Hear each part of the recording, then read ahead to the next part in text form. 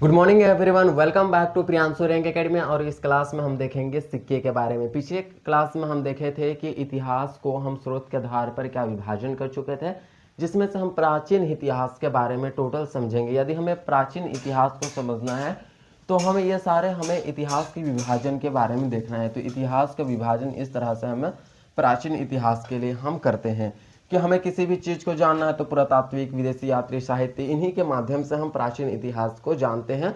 वहाँ उस समय हमारे पास कोई ना कोई साक्ष्य नहीं थे। उस टाइम कोई व्यक्ति थे जिन्होंने लिखा, जिसके माध्यम से हमको समझ में आता है। जैसे कि फॉर एग्जाम्पल में अभी मध्य भारत में अगर आप देखिएगा, मध्य भारत और आधुनिक भारत की ही बात किया जाए तो इस समय कोई ना कोई व्यक्ति है जो कि इतिहास को क्या कर रहे हैं, लिख रहे हैं कि हाँ ऐसे ऐसे हुआ। तो आने वाले जो अगला पीढ़ी होंगे वह यह पढ़ेंगे कि हाँ मध्य भारत या आधुनिक भारत में इतिहास को बांटा गया था।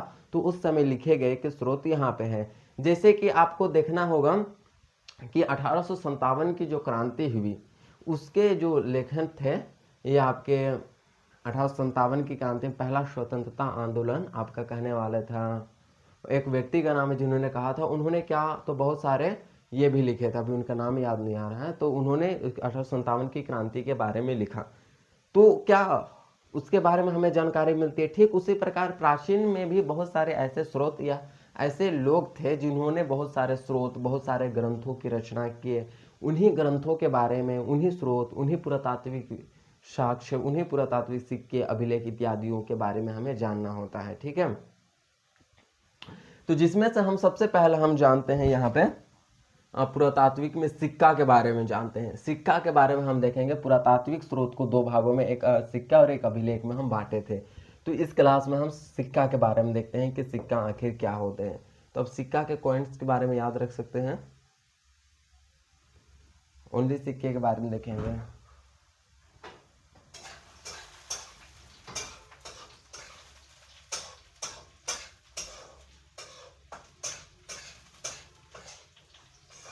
अब नोट्स इसका लिख लीजिए।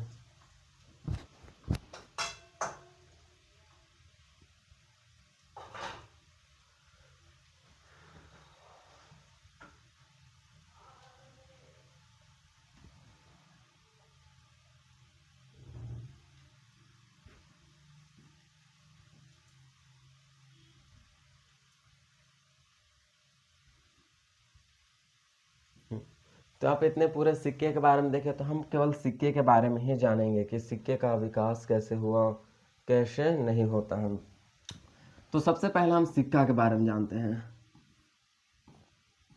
सिक्का क्या थे भाई साहब?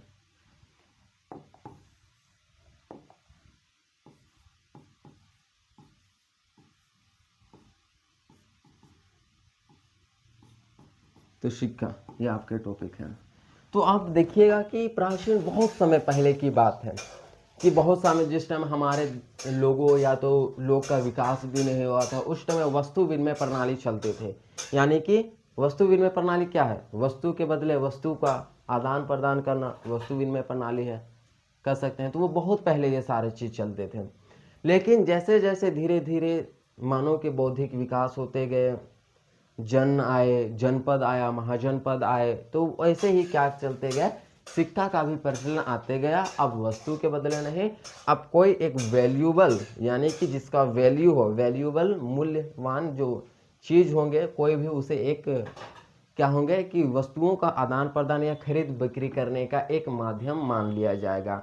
तो दो वस्तुओं को खरीद बिक्री करने के माध्यम सिक्के को अपनाया गया कि आप कोई वस्तु लेने जाते हैं, उसके बदले आप सिक्का दीजिए और वस्तु ले लीजिए, और वो सिक्का का प्रयोग आप कुछ भी कर लीजिए। उसके बाद क्या होता था कि आप कोई भी वस्तु लेना है कि आप तो पहले तो होता था, अगर आपको हमको गेहूं चाहिए, आपको धान चाहिए, ठीक है, तो मैं आपके पास जाऊंगा, आदि आपके धान, आपको गेहूं, आपको धान चाहिए तो ही आप धान लीजिएगा और मुझे गेहूं चाहिए तो ही हम लोग दोनों के मध्य क्या हो सकते हैं, वस्तुओं का आदान प्रदान हो सकता, अन्यथा कट हो सकते हैं। तो क्या कहें, धान लेना है लीजिए, नहीं लेना है लीजिए, उसके बदले हम पैसा दिए, काम हटाए, बात गए। तो इसी के लिए सिक्का का प्रचलन हमें देखने को मिला था। सिक्का और एक भी माना जाता है कि सिक्के का हम लोग का आकार जो था वह बेडोल था, यानी कि कोई भी आकार नहीं, एक निश्चित आकार नहीं था।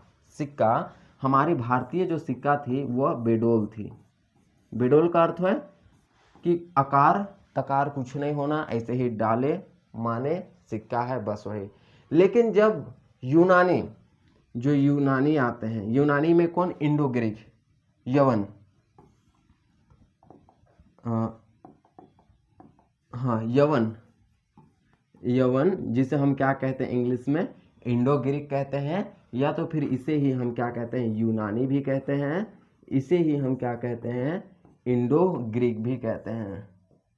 इंडो ग्रीक भी यवन को ही कहा जाता है, इंडो ग्रीक भी वन, ये तो तीनों नाम एक ही के हैं। तो यवन, यूनानी या इंडो ग्रीक या हिंद यवन, या तो फिर हम क्या कहते हैं इसे हिंद यवन, हिंद यवन, ये तीनों को एक ही को कहा जाता है। तो ये तीनों एक ही है। तो ये तीनों के इतने सारे नाम हैं।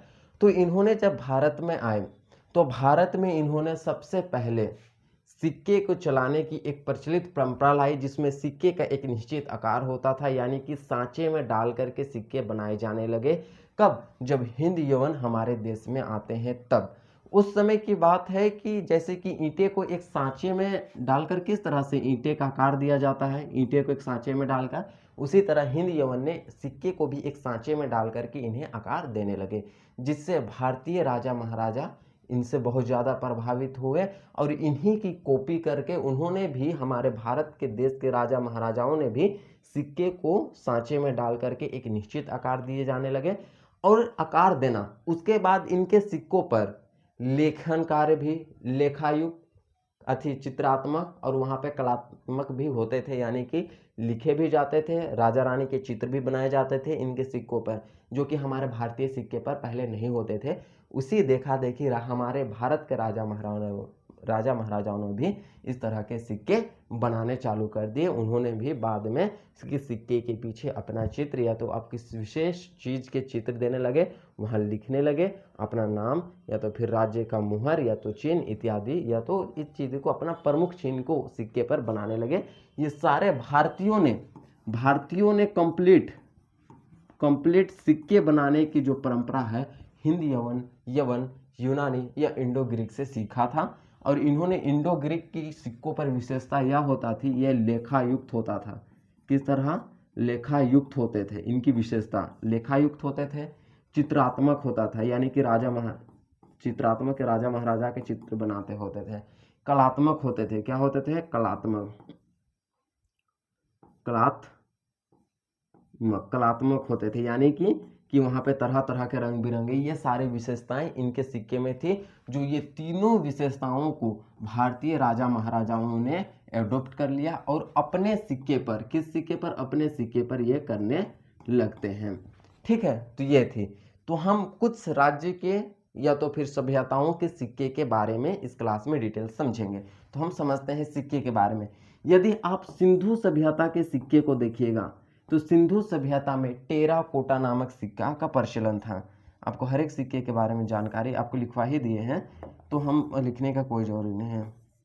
हाँ, तो सिंधु सभ्यता में कौन सा सिक्का चलते थे, टेराकोटा का सिक्का चलते थे, जो कि सैल कड़ी के मोहर से बनाए जाते थे। आपको याद रखना है कि सिंधु सभ्यता में जितने भी सिक्के हुए वो सैल खड़ी से बनाए जाते थे, टेराकोटा के सिक्का होता था। और पत्थर कौन से होते थे, सैल खड़ी जो कि मुलायम होते थे, और टेराकोटा का सिक्का होता था। सिक्के के अध्ययन को न्यूमिस्मेटिक्स कहा जाता है। क्या कहा जाता है, हिंदी में सिक्का शास्त्र, या तो आपको सिक्का शास्त्र कहते हैं, और इंग्लिश में न्यूमिस्मेटिक्स कहा जाता है। ठीक है, उसके बाद जैसे जैसे ये तो हम सिंधु सभ्यता में सिक्के को टेराकोटा कहा जाने लगा। मौर्य काल में सिक्के को आहत या पंचमार्क कहा जाता था। आहत या पंचमार्क कहा जाता, सबसे पहले धातु का प्रयोग पंचमार्क में ही किया गया था। ये मौर्य काल की सिक्का थे। और चांदी के सिक्के को पर्ण कहा जाता था। मौर्य काल में चांदी के सिक्के को पर्ण कहा जाता था। क्या कहा जाता था, पर्ण कहा जाता था। उसके बाद धीरे धीरे हिंद यूनानी आए। हिंद यूनानी के पहले आते हैं सातवाहन। सातवाहन वंश ने शीशे का सिक्का, स से सातवाहन, स से सिक्का, स से शीशे का सिक्का, तो सातवाहन वंशों ने शीशे का सिक्का चलाया। उसके बाद जैसे जैसे और विकास होता है फिर हिंद यवन आते हैं। फिर सबसे पहले हमारे देश में सोने का सिक्के चलाने का कार्य यही हिंद यवन इंडो ग्रीकों के द्वारा किया जाता है। और हिंद यवन में कौन से शासक, मिनांडर। हिंद वन में कौन से शासक, मिनांडर। जिसे मिलिंद कहा जाता है। मिनांडर की जानकारी मिलिंद पन्हो नामक पुस्तक से मिलती है, जो कि नाथसेन ने लिखे हैं। तो मिनांडर ने ही भारत में सबसे पहले सोने के सिक्के चलाए थे, लेकिन सर्वाधिक शुद्ध सोने के सिक्के की बात किया जाए तो वो कुषाण शासकों ने चलाया था। सर्वाधिक शुद्ध सोने के सिक्के बात की जाए तो वो कौन शासक? कुषाण शासकों ने। और सर्वाधिक अशुद्ध सोने का सिक्का कहा जाए तो वो गुप्त काल में। चांदी के सिक्के चंद्रगुप्त द्वितीय गुप्त काल में ही चलाए गए थे। मयूर शैली के सिक्के समुद्रगुप्त के द्वारा चलाया गया था, वो भी गुप्त काल में। कौड़ी का प्रचलन गुप्त काल में, यानी कि सर्वाधिक जो सिक्के थे वो गुप्त काल में ही चलाए गए थे, इसलिए गुप्त काल को भारतीय इतिहास का स्वर्ण युग कहा जाता है। उसके बाद फिर हम देखते हैं कि ये तो हो गया। अब हम देखते हैं कि चमड़े के सिक्का किसने चलाया था? सियाबुद्दीन शासक थे? नहीं, हुमायूं ने एक दिन के लिए सियाबुद्दीन को दिल्ली सल्तनत का शासक बनाया था। इसी के लिए उसी एक दिन के अवसर पर सियाबुद्दीन ने चमड़े के सिक्के चलाए थे। उसके बाद ये 3 चीज आपको रखना है,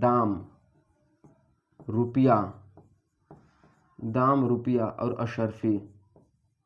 असरफी।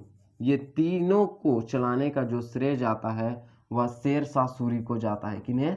शेर शाह सूरी को जाता है। शेर शाह किसे जाता है? सूरी।